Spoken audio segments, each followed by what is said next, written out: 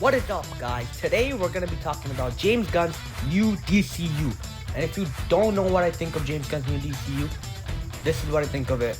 It's what I said in my MCU video. So if you have seen my MCU video, you already know what I think of it. But if you haven't, this is what I think of it. I'm just gonna show you my MCU video, what I said about Mr. Gunn's new DC universe. When I watched Guardians of the Galaxy, that movie made me feel so many different things, and I love that movie. That movie was so good. I remember still thinking about it 2 months later, thinking, damn, that was a good movie. James Gunn is moving over to DC, and honestly, he's doing the creative side and Peter Safran's doing the business side, and I'm all here for. I'm a James Gunn fan. So James Gunn, make the best Superman movie ever. I trust you. Literally, I watched The Suicide Squad in 2021, and that movie made me laugh so much. I can't even tell you. And I remember every time Peacemaker, the next episode of Peacemaker would be on, or not be on, but when every time the next episode of Peacemaker comes on, but when it's streaming, I'm like, F yeah, Peacemaker's back, baby.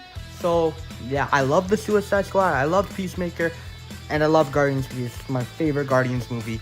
And I'm super excited, and I trust James Gunn 100% with DC Studios. So good luck, Mr. Gunn. I don't know why I said that in a British accent, but yeah, okay. David Cornswet is gonna be playing Superman in the new DC universe, and I'm excited. I mean, he looks like Superman. He got the acting chops, so yeah, I'm sure he's gonna kill it in this role. So I'm super excited. So yeah, I can't wait for next year. Just let's let the cast and crew cook. Let's let James Gunn cook. Superman Legacy is gonna be a banger, and I can't wait. And yeah, I'm just so excited. And yeah, now let's talk about the DCU's Batman. So you guys know how I'm a huge Spider-Man fan, right? There was a time when I was a huge Batman fan, and Spider-Man is my favorite superhero of all time, and honestly, he's probably my favorite character of all time. But there's a time when Batman was a close second. He was my second favorite superhero. I remember, me and my parents went to a store to buy a new TV for our house, and I remember The Dark Knight was playing on the TV, and I watched it, and I was like, this is so good. And I remember I was like, oh my god, this is so good. And I became obsessed with The Dark Knight, became obsessed with Batman. And I remember asking my mom for Halloween, during Halloween, I'm like, I need a Dark Knight costume. That's the costume I want to wear. And I remember my mom was looking everywhere for a Dark Knight costume, and she couldn't find it. And she's like, are you sure you want it different? I'm like, no, I want to be Dark Knight for Halloween. I was so obsessed. And then I remember my mom's friend knew how obsessed I was with the Dark Knight, and she ended up finding it actually at a cruise or something. So I did end up going as the Dark Knight for Halloween. I remember I was obsessed with Batman and the Dark Knight. Well, I don't know how old I was, but I was young, maybe 5, 7. I know at 6 I wore a Spider-Man costume for Halloween. An amazing Spider-Man costume for Andrew Garfield's movie. So yeah, that was just a fun story. And yeah, I was a huge Batman fan when I was a kid. Spider-Man will always still be number one. Even when I was a kid, Spider-Man was always number one for everything, but Batman was a close second. And yeah, Spider-Man was number one always when I was a kid, and even now. But Batman was a close second when I was a kid. But that's just a little fun story. I'm getting sidetracked, so let's talk about the DC Universe's Batman.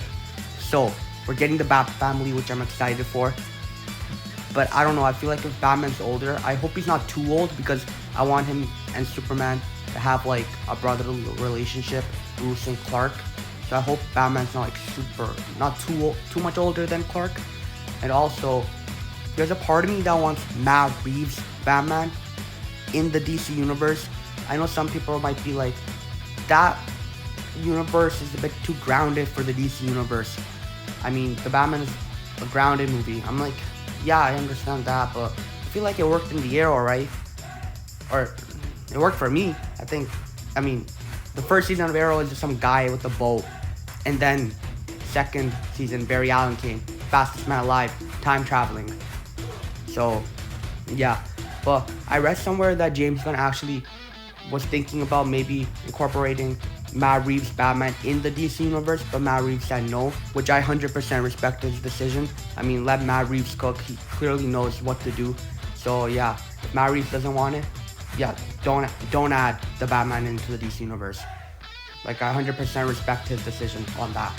So for the DC universe Batman, the brave and the bold, it's gonna be him and Damian Wayne. Dick Grayson is my favorite Robin, but I'm excited for this movie. Another thing, I want the DC universe is different tones. So what I mean is, like, when you watch a movie, like a Superman movie should feel different from a Batman movie, and a Batman movie should feel different from a Flash movie. I want them to have different tones, because that's like the magic of picking up a comic book. They live in the same universe, but they have different tones, and that's what I want to see on the big screen. So yeah, I'm just super excited for this universe, and yeah, I literally can't wait. I'm just so excited, and yeah. Also, can we get a Batman Beyond movie with Michael Keaton, please? Yeah, and if you're wondering who my top 3 superheroes are, I got tongue-tied, but if you're wondering who my top 3 superheroes are of all time, first, obviously, Spider-Man, then The Flash, and then third, but not least, Iron Man. And now it's the end of the video, so bye. Goodbye. Bye. Goodbye for real. Bye. Peace out.